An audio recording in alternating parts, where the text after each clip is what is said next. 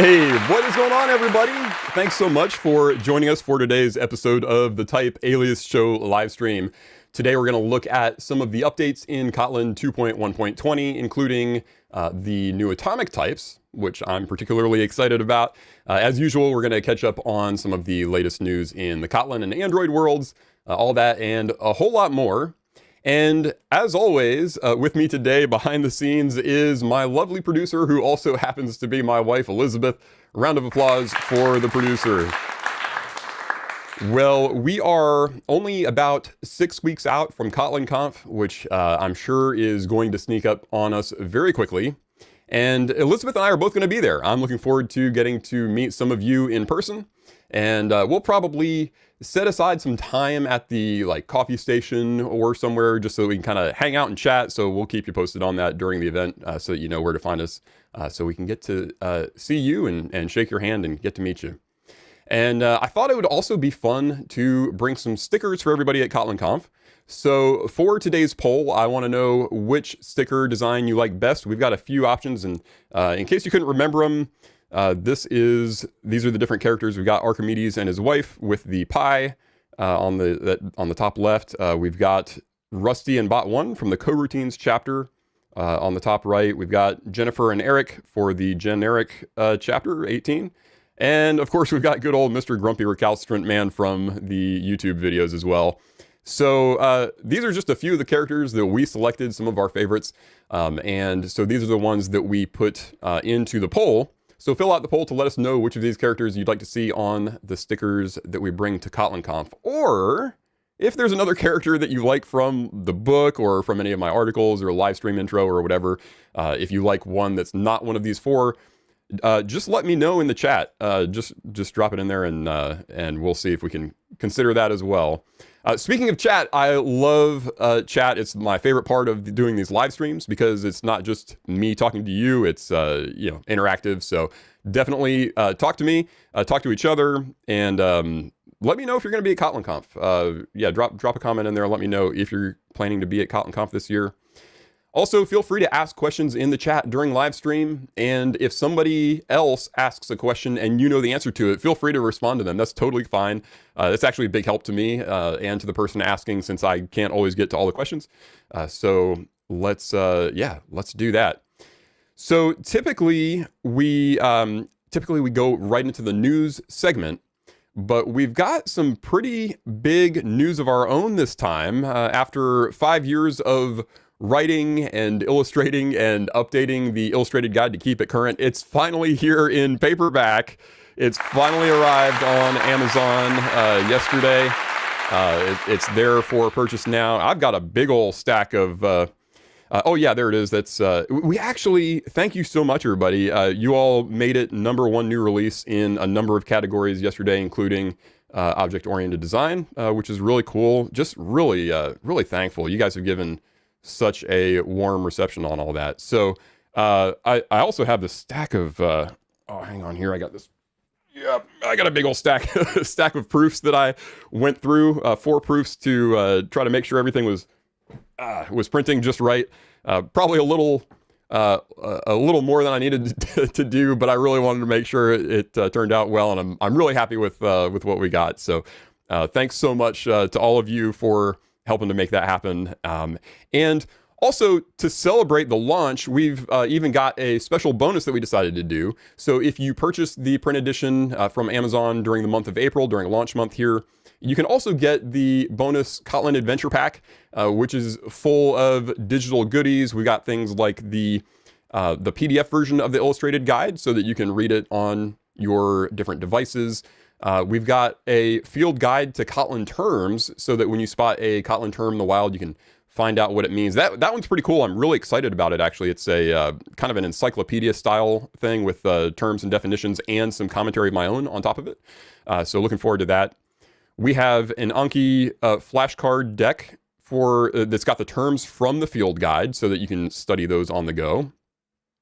And we've also got the Kotlin trail map, and this is for those who are new to Kotlin and the Kotlin ecosystem. Is a PDF that has some of the most popular libraries and tools in the Kotlin ecosystem, just to kind of help you get your bearings, a little bit of guidance on when to use the different libraries and tools out there. We got the 3 bonus cheat sheets, and also you'll get exclusive access to join me for just kind of a hangout, ask me anything style live stream where we just kind of hang out and chat. We're planning that for the end of April. So the big question that I'm asking is, how in the world am I going to finish getting all of these things ready for you by the end of the month? I don't know, but to get your adventure pack bonus, just order the book on Amazon anytime between now and the end of the month, and then fill out the form at bonus.typealias.com. Just put your order number from your purchase there. And that's going to put you on my email newsletter. I'll send you an email with the download links as soon as the adventure pack is ready, which we're planning for the beginning of next month. So early May is the time frame for that one.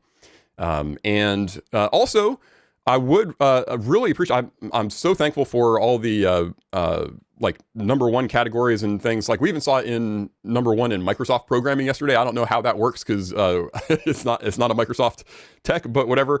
But we're really thankful for everyone who's been picking up the book yesterday. And also would really appreciate your reviews on Amazon. So if you get a chance to give us a review, that'll help us reach more people. So thank you so much for doing that. And also, I've got to take a moment to thank so many of you who have picked up the digital edition of the illustrated guide, either on LeanPub or at shop.typealias.com. And you're really the ones who made it possible for us to get this book to print. And that means so much to me. So thank you so much again. All right, let's check in with you guys and just kind of see what we got going on in chat. Israel says, sadly, won't be at Kotlin Conf this year. We'll miss seeing you, but hopefully we'll get another chance to catch up with you at some point there. We've got somebody saying that love you all. Thank you. We love you too. Let's see here. That's amazing. Congratulations. Love the illustrations. Thank you so much. Yeah, I appreciate that. Very excited about the way everything's turned out there. And Paul says he's going to be at Kotlin Conf. So Paul, I'm very much looking forward to getting to see you there. That'll be great. The book in Japan, this next one here, is the book available in Japan? Unfortunately, with the print on demand, the way that Amazon does the print on demand, certain types of paper, certain types of printing, certain types of ink, and combinations of those things are available in some places and not in others. Unfortunately, Japan is not one of those where this particular combination works for many places in the US and in Europe, but in Japan and also I think Australia was the other one where it just, they don't have the setup for that particular specification for paperback and the color and all that kind of thing. So sorry about that. But we are working on trying to get it to you guys in other ways. I know, like for those who are in Russia, we've actually partnered with a publisher in Russia to be able to do a translation and make it available to you there, because I know you also don't have access to Amazon at this point. So we're trying to get things out for everyone and find ways to make it possible for you. So we are working on it. And let's see here.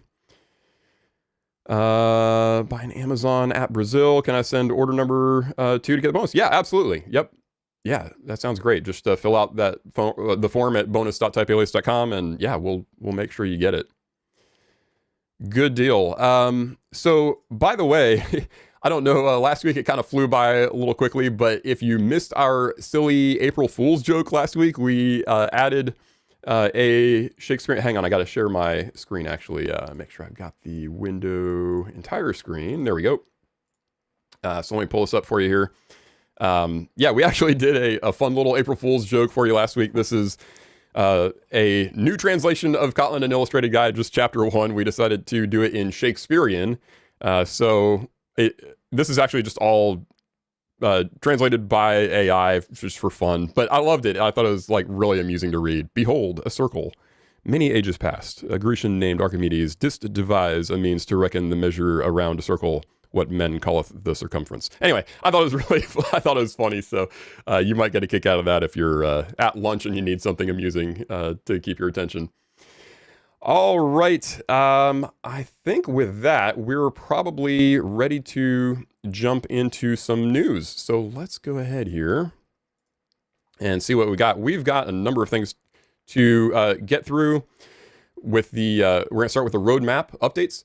So this was from a little bit ago, from the end of February, but believe it or not, our last live stream was actually at the end of January. I've been really heads down trying to get the print book done. That's kind of why we've not done live streams for the past few months. So we got a little bit of catching up to do, but not too bad. By the way, I don't know if you guys remember, but last time we had special guests. We had Alejandro here. We got to talk through Arrow and some of the new features that were there, and kind of got to work through some code projects with that.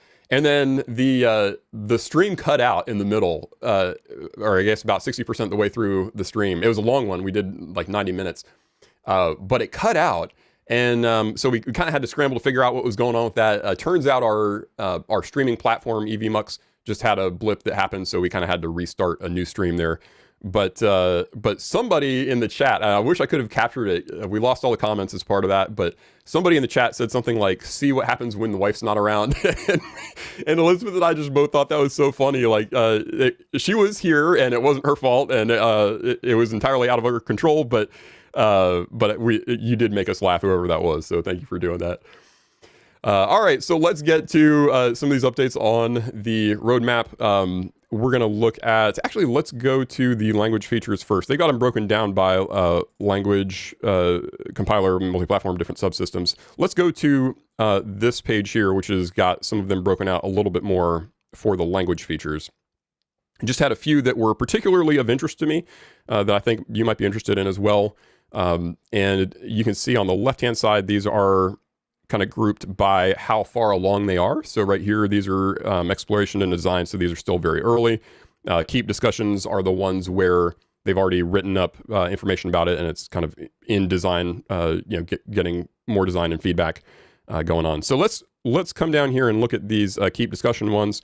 We're going to look a little closer at the instant and clock a little bit later in this episode. We'll actually pull up the keep for that and take a closer look.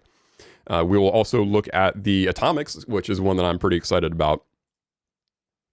Some that we're not going to really dive into, but I thought were worth looking at. We've got nested type aliases. And so right now, as you probably know, type aliases need to be top level. So they have to be outside of all of your classes and everything at the top level. And there are times where, there's actually been a number of times where I've felt like I just needed to type alias in a particular context within a class, for example. So this is looking at that kind of a update to type aliases. UUIDs, we are also going to look at UUIDs a little bit later in the show, so we'll save that for a little bit later.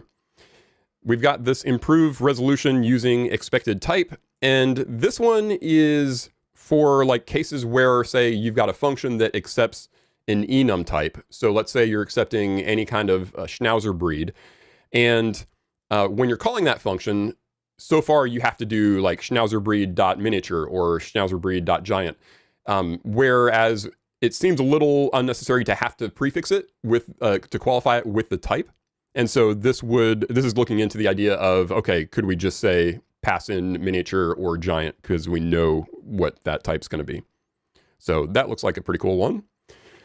This one here I think is going to be really good for a lot of people who work, really for just about anybody, but especially for people who work in Compose or with the like a view model setup.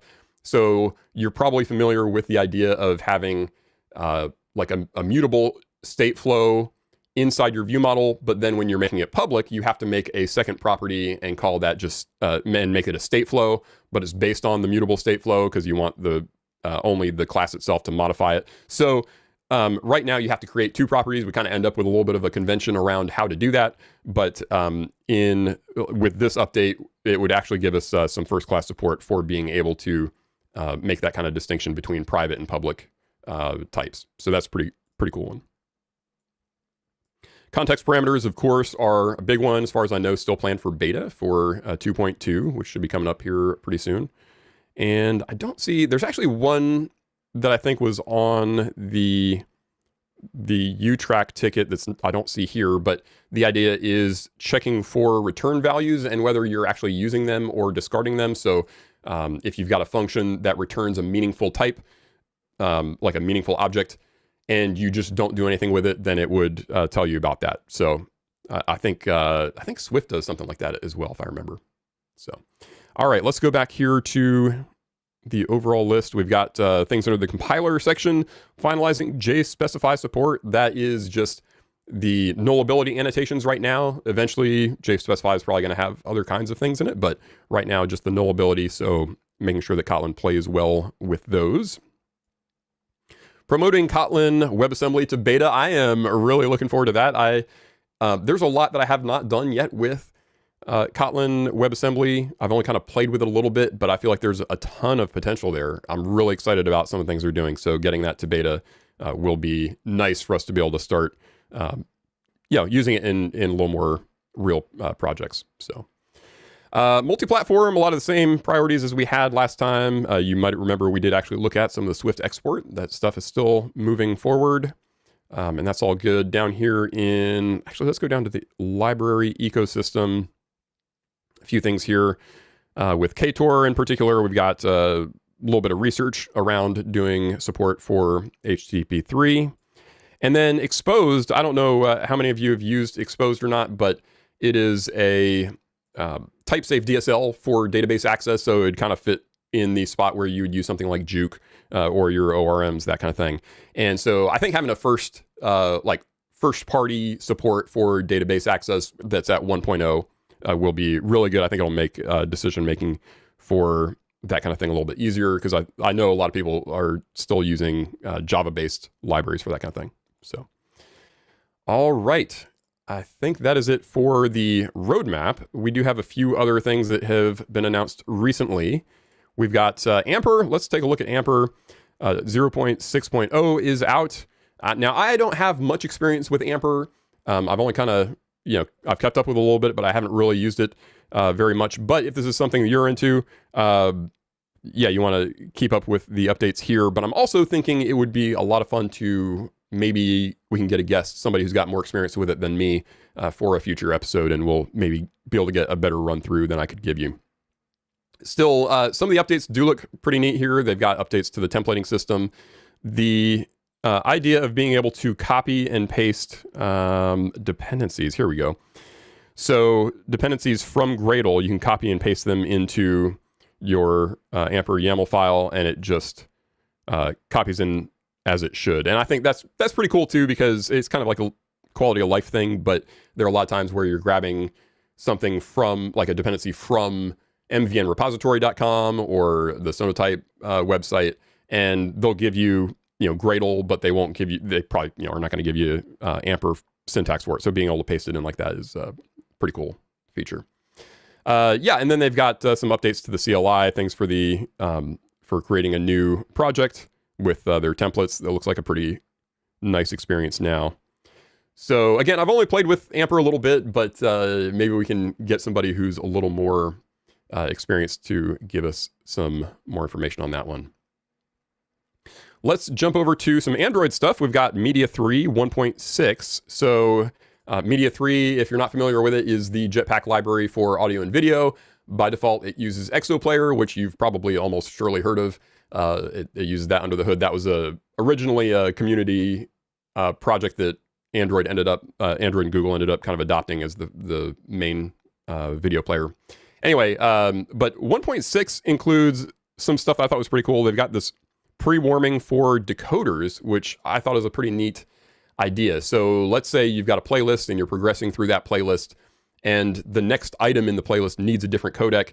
Well, instead of loading that after the current playing media is finished, now it can load it up before that, so that the transition between those playlist items is smooth. So that's a pretty neat idea.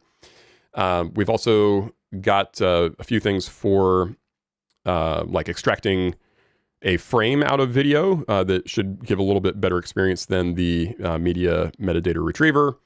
And we've also got some neat video effects they created a demo for that we can check out at some point as well. All right, Kotlin 2.1.20 is the big topic of the day. We're going to take a very close look at these in just a minute, especially the atomics, UUIDs, and clocks. But this is the official announcement here. If you want to get the real detailed information, instead of going to the blog, you want to go to the Kotlin document site, where under this what's new in Kotlin, they've got 2.1.20, and this is a nice long list of everything that's in here. And I don't know when they added the like beta and experimental like little tags on these things, but I thought that's a pretty cool way to help us keep track of kind of what's in what state. So this is a pretty long list of things in this release, especially for a, like for a minor release going on. But yeah, a lot of neat things that I'm looking forward to taking a look at here with you in just a minute. And Kotlin 2.2, I'm going to guess, is probably just going to land during Kotlin Conf. They're usually on a 6-month schedule, and typically you've got some kind of a reasonably large release around the time of Kotlin Conf. All right, let's check in with you guys and see what we've got going on from you. Congrats on the book release. Thank you so much for that. Yeah, of course, I'm really happy. I love the Kotlin community. Very glad to be a part of it, and very, very thankful for all the warm welcome that you guys have given us on that one. Jeffrey I thought the Shakespearean was real. That's great. I'm glad I got somebody with an April Fool's joke. That's fantastic. Yeah, no, it's just for fun. But it is actually is pretty entertaining to read it. Like, it's just kind of amusing. So yeah, if you haven't done it, take a look at it.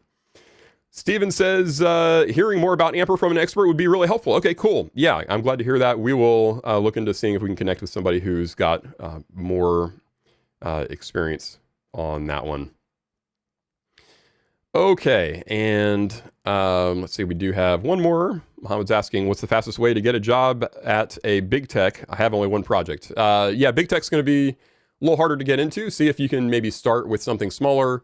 If you can find little people in your community, for example, just little apps that they say that they need, and kind of build up some of the repertoire. But trying to go from one project into big tech is going to be a pretty big challenge. So yeah, so I would say just be involved in the community as much as you can. Try to get around other people to kind of sharpen your skills as much as possible.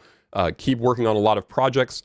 Get other people to review your projects, and as you're making those connections as well, just kind of take the opportunities that are given to you. If they have, sometimes I remember working some very, low-paying jobs early on just to kind of get some experience under my belt, and that's kind of the name of the game when you're starting off in really any industry. So best of luck, and if there's anything that we can do to help you as you're working on more projects, just let us know.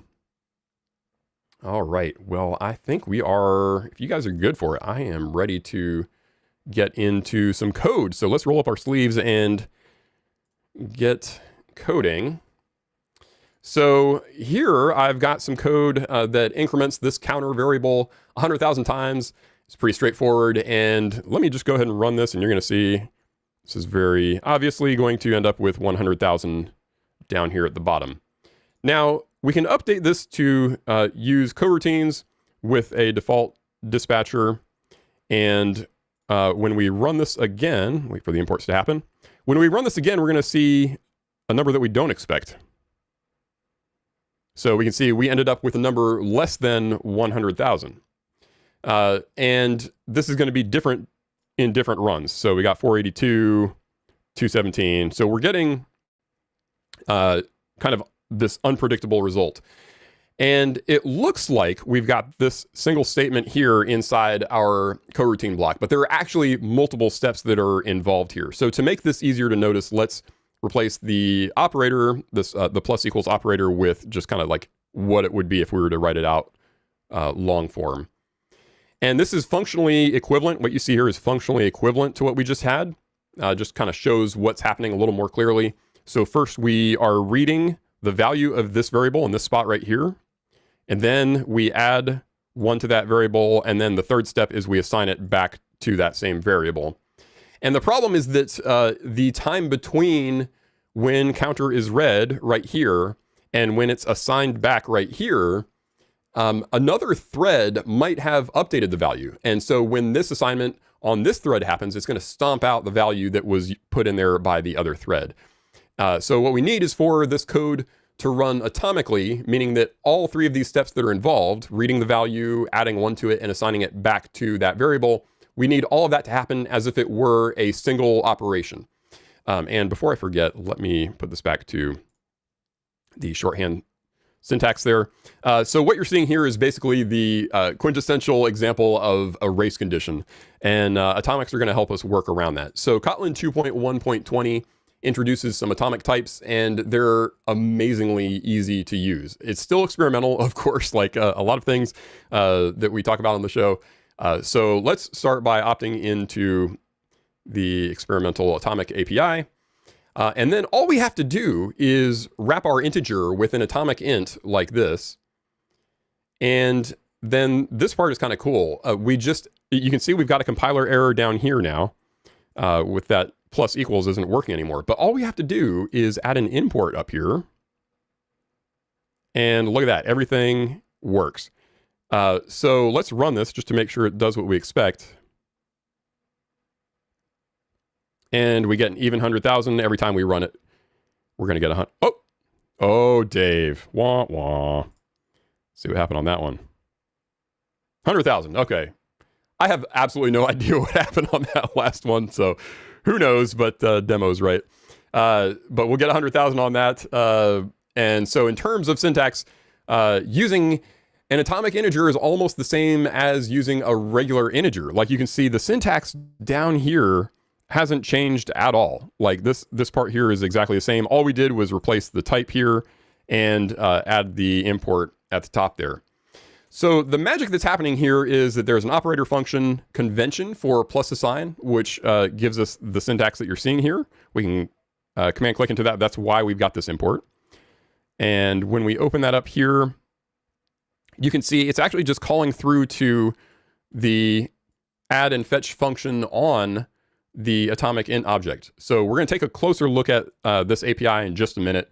But one peculiar result of using the plus assign here is that this variable now no longer actually needs to be var. So in other words, we can just change this to be a val. And I could see how like this could be confusing for newcomers who might wonder how can you assign to a variable that's declared with val. And so it could be a little confusing, but you can see here it's actually the way it works is it's just calling through to this function. It's returning a unit. So it could be confusing in some ways, but I also really like the fact that it's just so seamless to take an integer and make it atomic. Now, one of the interesting things here is you can see that the atomic int is found in this kotlin.concurrent.atomics package. And on the JVM, underneath it, it's using an atomic integer from the Java API. And in fact, we can even convert to the Java version just by calling a conversion function like this. And that gives us the same thing in the Java form, and we can convert it back if we want to by using another conversion function like this. Now, what's really interesting here is that let's get that import. There we go. What's really interesting here is that these two things are the exact same object instance. So in other words, we can write code like this, and you see we're getting warnings in the IDE. We've got the red squiggly underneath it telling us it's not going to work, but we're going to run this and see what happens. And look at that. It is true. So those two items are, in fact, by the way, notice that that's the triple equal sign. So this is not checking to see if it has the same value. It's checking to see if it's the same exact instance. So yeah, so these two are the exact same instance. And also I want to point out that these are both actually classes. So let's open up the Java code for this one. You can see this is a class. It's not they're not sharing any same super type or anything. You can see the Kotlin atomic int is not subclassing that Java type that we looked at. It doesn't have any other like declared super types or anything. So very curious the way this works. So it's using built-ins kind of in a way that's similar to I think the way that maybe strings I think similar to the way that I read that the nothing type and the void type in Java interact with one another. So pretty fascinating the way they did it. You can convert between them with no real overhead, which is pretty cool. So very fascinating the way they implemented this one. Let's look a little bit more at this atomic int interface that when I say interface here, I don't mean that it's an interface, it's obviously a class, but I mean like its public surface area, what functions it has and that kind of thing. So let's take a look at it just to kind of see what we got here. You can see it's got a load function, which is acting as the counterpart to get. The term load kind of helps you with thinking about it as a way of like, I'm getting this value and, I'm not just incrementing the value, but I'm kind of loading it out so I can use it. And we've got set as the equivalent of set is going to be store. We do have exchange that is the equivalent of get and set. Compare and set's the same thing. Compare and exchange. And then down here with fetch and add and add and fetch, I wanted to take a minute to talk about those. The order of the words here and here does not indicate the order of the operations. It's always obviously going to add before it returns a result, but the naming indicates whether it returns the old value or the new value. So with fetch and add, we are getting the old value, and with add and fetch, we are getting whatever the new value is. So that is what we've got for atomic integers. I'm going to just take this out so we don't get the warnings in the IDE, clear that out. And let's take a look at atomic arrays. So we do have support for long integers as well, atomics for Booleans. And the one for integer arrays is here for the case where you've got an array and you need to safely update the value of an integer element in the array. So what you see here is a very bad way of adding up the occurrences of letters in a large string, but it does give us a way to demonstrate updating integers within an array. So we can change this to use an atomic integer array here, and then we can change our assignment to use increment and fetch down here. You can see we get compiler errors on line 19 here, so let's fix that.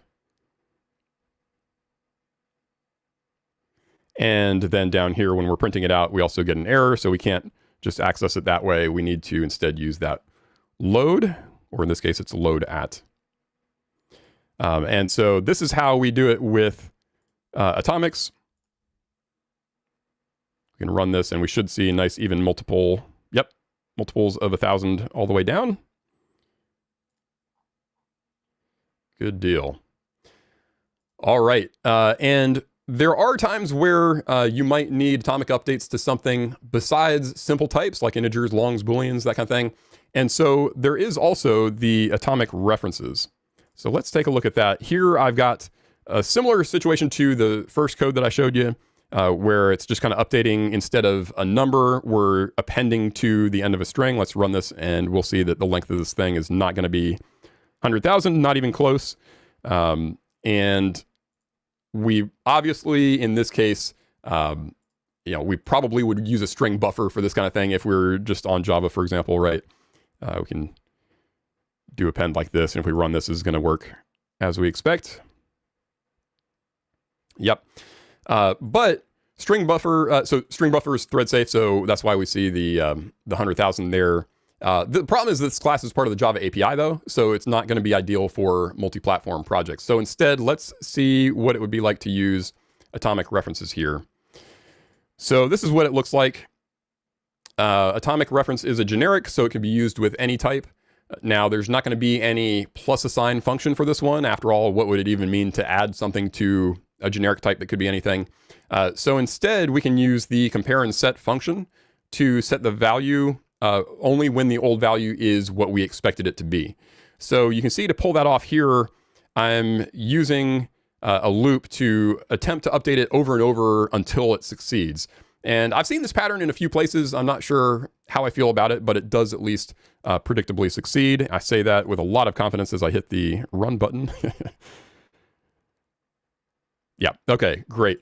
So yeah, so I don't know. Let me know if that's something that, like if that approach seems right to you. Like I said, I've seen it in a few places. Feels a little bit uneasy, but it does seem to work. So really excited about the new atomic types in the standard library. And this is especially a big benefit to those that are multi-platform, where you've got common code and you don't want to have to create a expect actual type across different platforms. The implementation, by the way, on other platforms like JavaScript, for example, is single-threaded. So it's like a very, from what I've read, it's a very trivial implementation because it's always going to be single-threaded anyway. But overall, I think the atomics are going to be really a great update for everyone. Still experimental, but let's see what you guys think about it here. Let's see. We've got... very interesting. Can you time the version with RC against the one using atomic int? RC. Help me out with RC. I'm sure I would normally follow what you're saying there, but I'm not getting the acronym this time, so I'm sure I'm gonna slap my forehead in a second. So does using the atomic slow the code down too? Yeah, I mean, I've got to believe that any kind of synchronizing that you do in any capacity is going to slow it down. Some of these things happen, I believe, like with Java. Don't quote me on this, but I'm pretty sure that the way it works with some of these atomics in Java, working through the virtual machine, actually getting down to the registers on the processor and like compare and swap at that level, I think all happens as part of like the way that Java's coded for the different virtual machines. But I still have to believe that regardless, like if you're synchronizing, you've got to like, it's always going to be slower, I imagine. So, but I don't know that it'd be really noticeable. So race condition. Thank you. Yes, that is great. Okay, let's pull that one back up. Can you time the version with RC against the one using atomic int? So yeah, let's see if we can do that. I'm going to come back here. Give me a second to get these here. Let's increase the number when we're doing that to maybe 1 million. Let's see if that's sustainable.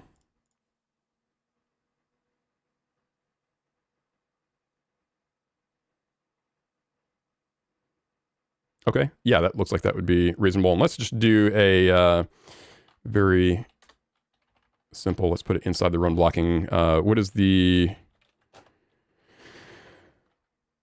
measure time?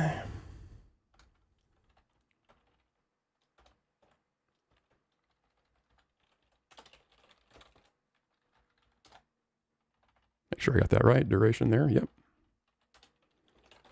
Oh, yeah. Thanks, Elizabeth. Yeah, please put up the camera again. I get focused, man. Programmers, we get heads down on this stuff and we get going. So that's see, this is why we've got a producer here. Okay. Yep. So let's print out the result here. And this is not benchmarked.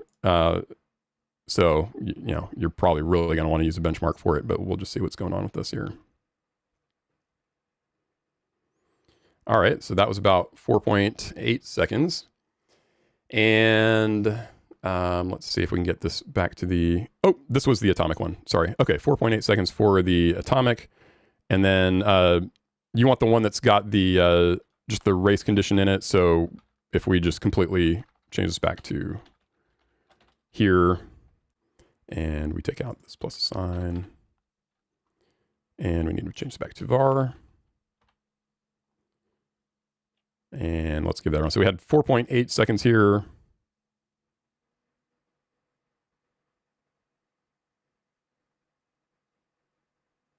And that's 4.3. So yeah.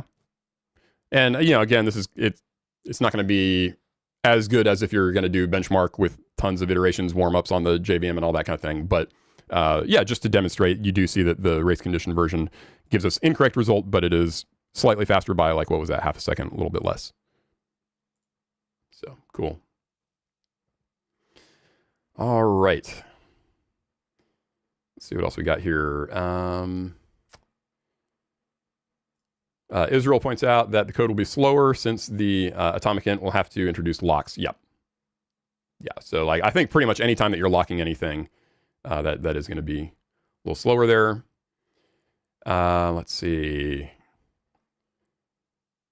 So should it be used whenever the value could be changed simultaneously? So the important thing here is that if you've got a value that is being updated based on its previous value. So if all you're doing is like stomping out a value, like if it's okay for you to just stomp out a value. So say instead of counter, we just have, a number and we're updating it with, I don't know, like just setting it to some other number, right? You can do that, like, as long as your app is okay with with having that abrupt stuff happening.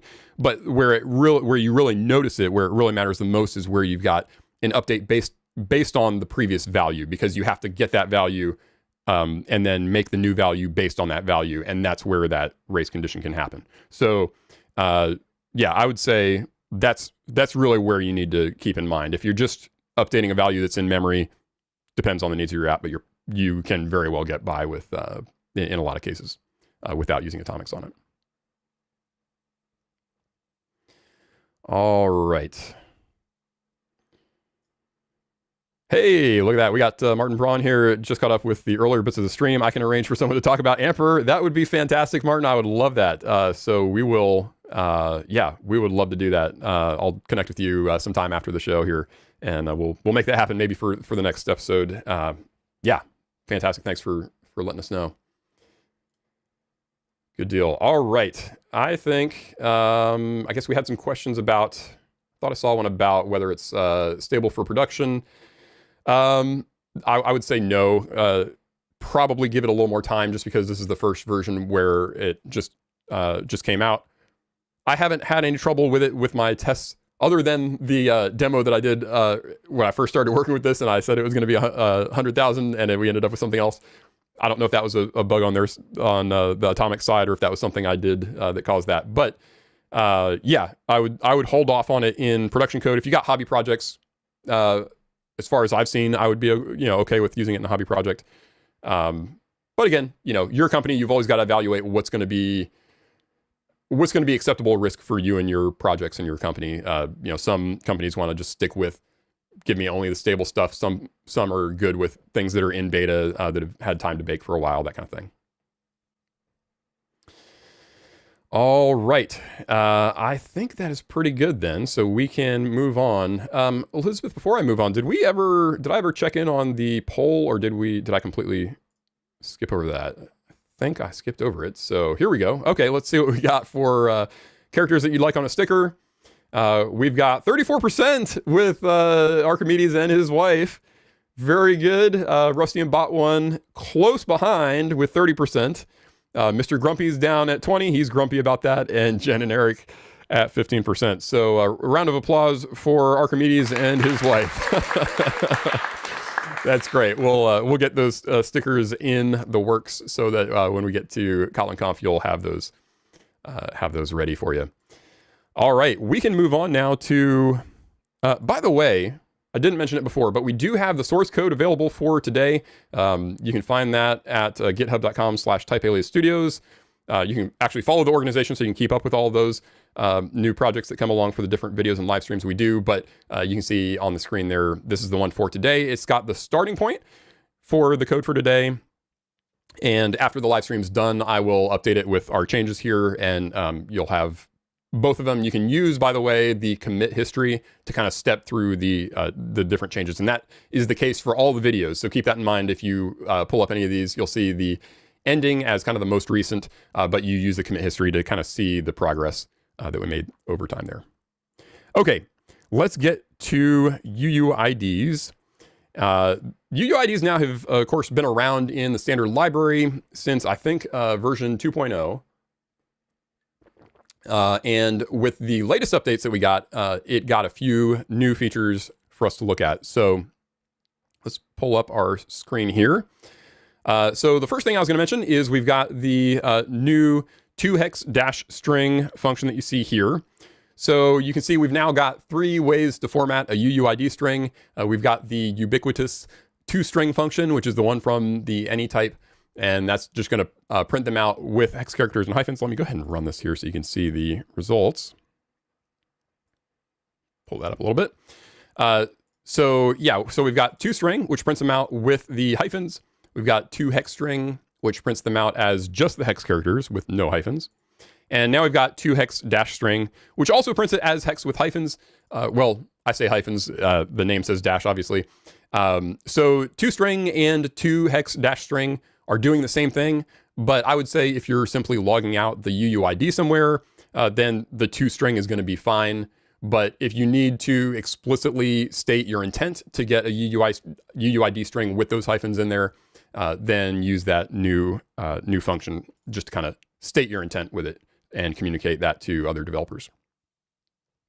Now, keep in mind that if you need more flexibility, so like if you need a separator other than hyphens, or if you want to shape it differently, you can use the hex tooling in the standard library for that. So, for example, we can create a hex formatter that specifies the... How am I typing with no hands? I'm drinking while I'm typing. It's magic. So we can create a hex format that specifies the format that we want with more control. Things like uppercase, bytes per group, and group separator. And of course, we do, as usual, need to opt into this one as well. So we get that up here.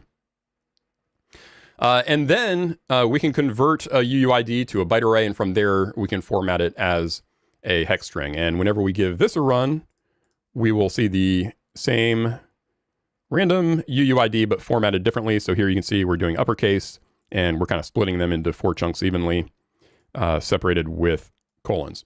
So if you need more than just what these couple of functions on the UUID class give you, you do have a lot of ways that you can customize it using the hex format class. All right, let's take a look at parsing, the other side of things here. So parsing works kind of in a similar way where we've got a general parse function that can accept UUID either with or without hyphens. So let's give this one a run here, and you can see that even though the first one has hyphens in it, second one does not. They're both going through the exact same parse function here, and we can see that by value they are equal once they get created. Now, if you always expect the UUIDs to be in one format or the other, you're going to want to use the specific parse function that you want. So, for example, we can change this to parse hex, and when we run this one, we are going to get an illegal argument exception because we're expecting it just to be hex characters. So to fix this, we'll change that to parse hex dash. And the same thing goes for the other side of it. If we tried to do a parse hex dash on this guy, it doesn't have the dashes, so we're going to get an illegal argument exception there as well. So if you want more flexibility, you can just use the parse function. But if you want to be strict about your input, you use a specific parse function that you're looking for and then handle those illegal argument exceptions. All right, finally, let's talk about sorting for UUIDs. So I think a lot of us tend to think about UUIDs as just being these fully random, fully opaque identifiers that are great for distributed systems because they can be created without having to consult any central authority like you would have to do with if you have like an automatic incrementing number in a database, for example. So the idea of needing to sort opaque identifiers can seem kind of silly, like when would you need to do that? But depending on the version of UUID that you're using, this actually can be helpful. So believe it or not, we've got now about, I think, 8 versions of UUID. And I think the term version is a little bit misleading here because with a lot of things, you get a new version and the old version is deprecated. But with UUIDs, they don't really deprecate the old specs. They just kind of add another spec that you could use when you're generating a UUID. So I'd kind of prefer to call them variants. But unfortunately, the term variant is already associated with UUIDs as a field that indicates its type. So whatever, we'll just stick with the term version. But just know that when we say version, we're not saying that any of the old ones are obsolete. Now, version 4 is probably the one that most developers are familiar with. So in a version 4 UUID, 100% of the bits in a v4 UUID are random. Now, version 7 of UUIDs begin with a timestamp of milliseconds since the Unix epoch. So this means that they're actually designed to be able to sort according to the time at which that UUID was created. So the first 48 bits in a v7 UUID represent the creation time. And of course, that's going to reduce the entropy, right? So in other words, the 48 bits that are reserved for time, that's 48 fewer bits to provide randomness. But it does, in exchange for that, it does give us some sequencing properties, which are pretty cool. So let's go back to our screen here, and you can see I'm using down here I created an extension function on UUID to create a v7 UUID because it's not supported in the standard library. So I'm using a third-party Java library. I think I referenced that in the description if you're looking for it. And I'm also, you can see, delaying 1 second between each of these that I create, just to kind of give them a little more space between when we create them. So let's give this a run, and we should see a UUID every second popping up. Great. And when we run this, you can see that the first part of each line is the same. So the first 12 characters represent the time that the UUID was created. And since these were only created 1 second apart from each other, that first portion that you see here is the same on each of these. So because of the way that a UUID version 7 is created, the way that it's structured, whenever we sort them like graphically, so basically like alphabetically without regard for casing and the hyphens, they'll naturally sort according to the order in which they were created, which is pretty cool. So to demonstrate this, let me pull that down and pop in just a line. We're going to reverse the UUIDs here. So we do third, second, first. And then we're going to print them out sorted again. And let's give this a run. And we can see here that those are in the order in which they were created. Let's get to the first one first. So, yep, first one is here, second one is here, and third one is here. So they got sorted back into the order that they were created. So if you're using version 7 of UUID for things like database records, then the cool thing is that you could use Kotlin to sort those records by their UUID, and the records would be in the right sequence, even if those records didn't have any field that indicated the time that it was created. So interesting implications from that. So that about does it for what I wanted to cover with UUIDs. I need to check in with you guys on some of the things on chat, see if you have any questions about... Everybody's answering each other's questions. I love it. Fantastic. So I will say that I saw in the Keep for UUIDs that according to their research, about 90% of developers are using v4 UUIDs, so the ones that are completely random. And so sorting based on time is not really a very common thing to do with these UUIDs. And it sounds like there's some complexity involved in trying to create them in a way that reflects the current time, especially if you always need to create one that's further, but you've got a rewind in your clock, for example, something jumps back a little bit when it syncs. You've got those kind of issues to work with. And so it sounds like the Kotlin team's not expecting to implement v7 of UUID in the standard library, but you do have some third-party libraries that you can use. Like I said, the one I'm using here is a Java-based one, but I've seen a few out there for multi-platform Kotlin as well. All right. So we've got one more area of updates that I wanted to get to today, and this one is about clock and instant. And you might have seen the changes here have to do with moving the clock and instant types from the kotlinx.datetime library, promoting them into the standard library. And I wanted to give us a chance to get a little bit of background on this and the implications for your projects, depending on how your dependencies shake out. So to do this, we need to introduce a new segment of the show called Keep Peek. Now, what is a Keep Peek, I hear you asking? All right. Let's see if I can get this in one shot. All right. Keep Peek is a part of the show where we sneak a peek at a peek. Oh. All right, try it again. Try it again. Keep Peek is a part of the show where we sneak a peek at a keep, see if it's sleek, critique the deets, seek. All right. Keep Peek is a part of the show where we sneak a peek at a keep, see if it's sleek, critique the deets, speak on the tweaks, and see what keeps it from being complete. There it is. All right. Tongue twister. I'm gonna have to whoever we get to join us next time for if we get somebody for Amper, I'm gonna have to get them to say the Keep Peek tongue twister. See how they do. All right. So Keep is an acronym for Kotlin Evolution and Enhancement Process. This is the repository where the developers of Kotlin show their work, basically, kind of like you do with math. They pull in examples from other libraries in other programming languages. They write about the different design options. They explain the reason for choosing one solution over another, and they collect feedback from the community. So I'm going to open up the keep for the clock and instant.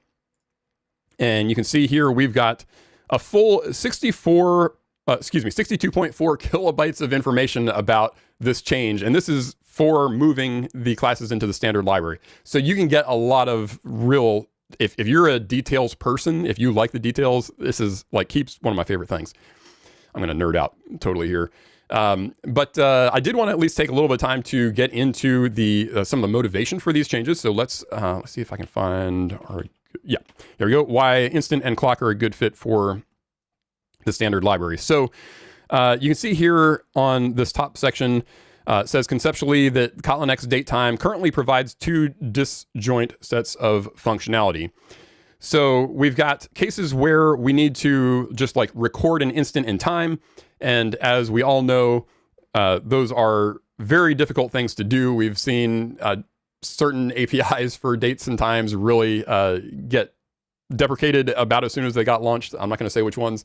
But the idea of recording simply an instant in time, if you take away all the location-specific issues like time zones, daylight savings time, using certain calendars, that kind of thing, if we remove those concepts entirely, and we only deal with the number of milliseconds since the Unix epoch, for example, then the complexity is largely removed. We do still have a few things like the issue of leap seconds, but on the whole, it's a lot less complicated. So what they did here is the Kotlin developers have kind of drawn a line between those parts of the API that deal with simple pieces like just an instant, and those pieces that deal with the more complex things like the time zones and localization. And so those simpler parts are being moved into the standard library, and the complicated parts are going to stay in kotlinx.datetime. And this means that if you just want to, say, record the time that some event occurred, you won't need anything other than the standard library to do that. And then the kotlinx.datetime library can be used to do things like, for example, converting that time into a location-specific time to present to the user, and that set it up for like presenting as a particular part of a particular calendar representation, that kind of thing. So there are a lot of really good notes in here for things about implementation. So if you enjoy those kinds of things, if you love all that detail, they've got things about how the time is stored, how they're handling leap second and all that kind of thing. But what I thought was going to be most applicable for a lot of you is probably going to be the migration plan. And keep in mind that this is just in, I do want to reiterate that this is just in the keep. It is likely that this will be the scenario, but we don't know anything for sure until the JetBrains team actually formally announces something. So anything you see in keep is kind of subject to change. Keep that in mind. But we can kind of get a little bit of a head start understanding kind of what they're thinking, what they're considering. So the first part is that the standard library is going to publish its own instant and clock, and that's what's happened with Kotlin 2.1.20. And then next, the plan is to temporarily create two different kinds of releases. So if you're using the kotlinx.datetime library directly, if it's not being used by other libraries that you're pulling in, then you should be able to just use the 0.7.0 release when that comes out, and that ensures source compatibility. However, if you do use third-party dependencies that are using kotlinx.datetime, then you could bother the library maintainer to update the dependency, or you could instead be unblocked and just use the compat versions that they're going to publish, which ensures binary compatibility. And they point out that this would still involve some changes. You'll still have some things to do in your code, but at least that way you don't have to depend on the library authors to update their projects. And then you can read more about the kind of details of the plan and what these, the way they're going to handle the binary compatibility here. But it looks like basically the game plan is that the compat libraries are going to be published for 0.7 and for 0.8, and then one more major release after that. So I guess they're planning for 0.9 is when those compat libraries would kind of be on the out, and it's kind of expected that you would have migrated by then. So like I said, there's nothing final until we hear officially from announcements from JetBrains about the plan, but by peeking in on the keep, we can get a heads up about the ideas that they're considering. All right, let's just do a real quick chat. We're right up on time. We try to keep these right at an hour, and I think that's looking pretty good. So yeah, so I think it's going to do it. Hey, thanks again for making the illustrated guide #1 new release on some of those charts yesterday. That's really amazing. I'm so thankful for all of you, and just the way you guys have just encouraged us and gotten us to where we are today. So thank you so much for everything. We do have more design patterns videos coming up. I think I'm probably going to hopefully get the visitor pattern on the next one, which should be fun for a lot of people. We are planning one more live stream before Kotlin Conf because it's only 6 weeks out. We usually do these usually try to do these about a month. It's been a little longer than that this time. And when we get to Kotlin Conf, we're going to look forward to seeing you there. Like I said, Elizabeth and I will both be there. And closing note here says, don't forget to like and subscribe. Thank you. I always forget to say that, and buy the book. That's very kind of you. Thank you so much. So looking forward to seeing many of you at Kotlin Conf or in future videos and live streams. So thanks so much for hanging out with me today, and I'll see you next time.